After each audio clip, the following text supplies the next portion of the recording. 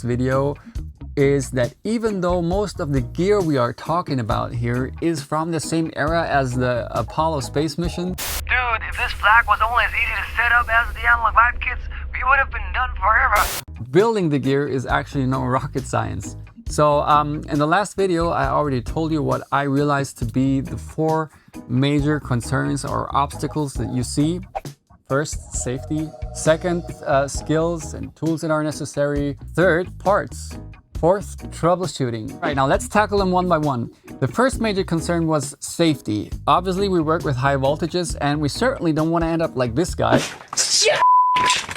Okay, let's be serious for a second. I don't want to make a joke of it, and I completely understand your concerns or the reservations you might have in regards to working with tube gear. Because even though it's a lot of fun to build your own gear and it can be addictive too, it's absolutely not worth getting injured or even killed for. But also, there is absolutely no need to panic. Let me explain. There are some basic rules and precautions that, if followed, will make building your gear a safe ride. Some of these rules are obvious and some are less obvious, meaning when building the gear, usually no voltage is present because it's really uncommon to build the gear while it's plugged into the mains, right? But when voltage becomes relevant is when you have to measure a live unit, or if you have to troubleshoot a live unit, or for some projects it's necessary to calibrate them. So in this situation, if you're working on a live unit where you know voltage is present, I included all the precautions and the basic rules you should follow in the e-papers, step by step, what you have to take care of, where you have to be attentive, etc.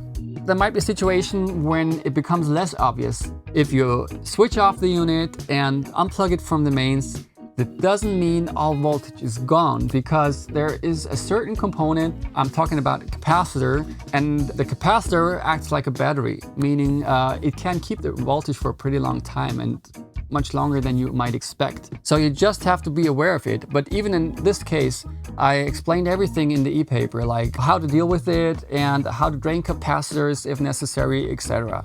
Apart from that, one major advice I could give you is focus. Don't watch the NBA finals while building your gear or you're asking for trouble. If you build your gear and you finish your piece of gear and it's not working as it should, don't panic. It will work eventually. So returning back to the topic, all the situations I can remember where I messed up or even got an electric shock was when I lost patience. So stay calm, stay focused, and you will get your gear running. The next major concern was skills and tools. And in regards to tools, I tried to list and explain everything that might be relevant for you in the e-paper as well. What you might need, what might be nice to have, etc. In regards to skills, well, what should I say? I mean, that's exactly what Analog Vibes and the Build Your Legend series is all about, right? Providing knowledge about the gear, wiring layouts, build guides, etc. In the latest e-paper, I also included a link to a very good soldering tutorial, and I explained a little bit about how to approach soldering in general. You can download it right below, check it out. But still, I totally get your point. I've been there too, and I remember the major obstacle back then was confidence. Like questioning myself whether or not I was capable of pulling it off. And I remember before I built my first hand-wired point-to-point LA2A, I thought it would be a huge undertaking, like very complex, very complicated. And it actually wasn't, it was mostly in my head.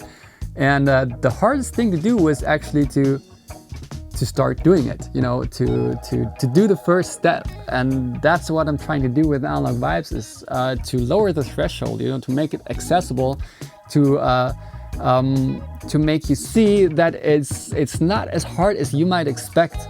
And it might sound a little cheesy, but that's actually the core element of Analog Vibes. Of course we build legendary gear, but the core element is actually to push your boundaries, to do the things you never thought you could, self-empowerment.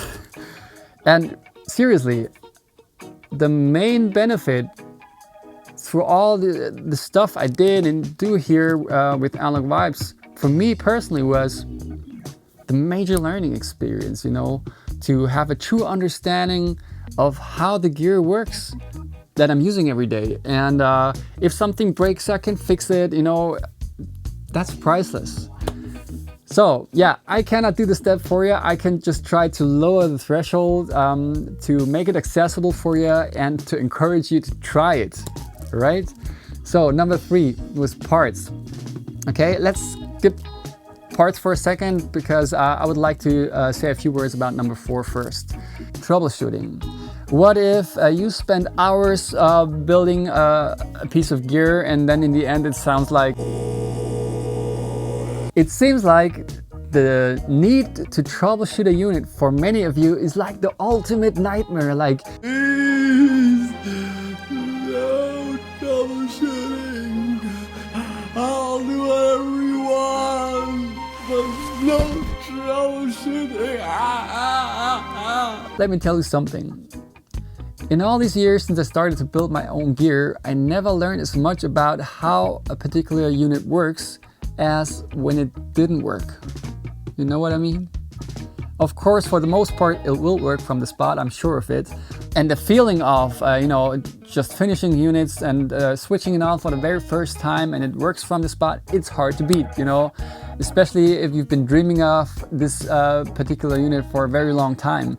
And there is a deep impact that this will have on your personality. You have to be you know, you have to be aware of it and you have to be prepared. I've seen people going all crazy, running around the block all naked, screaming like a weirdo because they were not prepared for the impact this moment would have on their very being. Look what I have created! I have made fire!